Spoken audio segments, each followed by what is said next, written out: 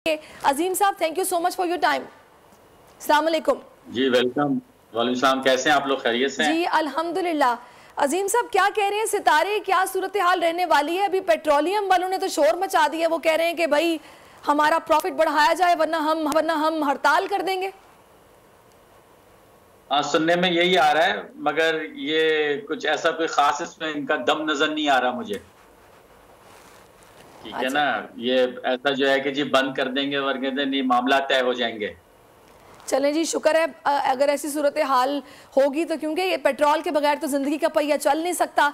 अच्छा अजीम साहब, हाँ कहिए। जी जी बोले बोले।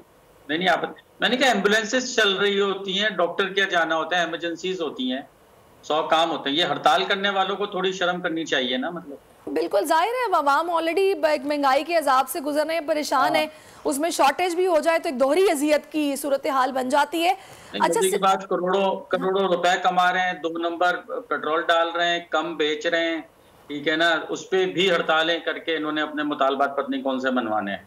बिल्कुल आप सही कह रहे हैं। अच्छा अब अभी क्या सितारे क्या कह रहे हैं? मेरा तो दिल करता है कि पब्लिक, मेरा तो दिल करता है सबको जो है ना इलेक्ट्रिक कार्स पे आ जाना चाहिए। फॉरगेट पेट्रोल आप यकीन करें अजीम साहब, हमारे हमसाया मुल्क में 1 लाख रुपए की भी इलेक्ट्रिक कार मिलती है। मतलब वो कहाँ से कहाँ जा रहे हैं। और यहाँ पे अब गाड़ियों की सूरत हाल देखें कि अपनी सवारी को ऐसी खरीदना जिसमें बच्चे साथ बैठ जाएं इजीली, वो एक आम आदमी की पहुंच से बाहर होती जा रही है, कि बल्कि हो गई है। तो आप तो पता नहीं कौन से दौर की बात कहाँ जा रहे हैं। और यहाँ 70 सालों से पेट्रोल नहीं मिल रहा, आटे की लाइनों में लोग मर रहे हैं, यहाँ यही देखने को रह गया।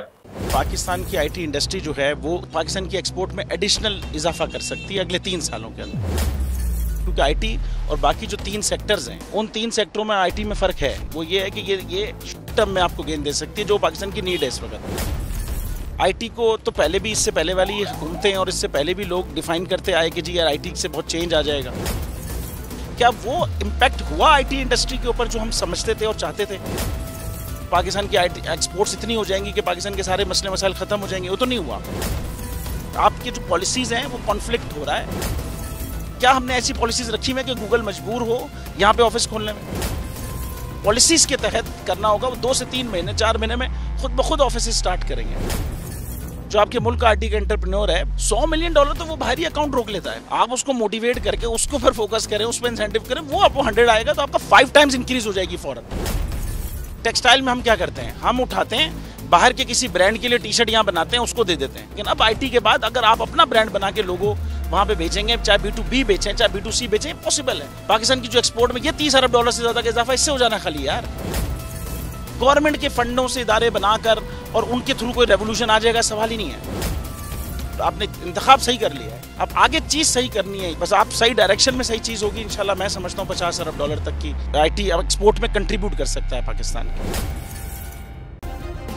सब्सक्राइब करें और बेल दबाएं ताकि कोई खबर रह न जाए।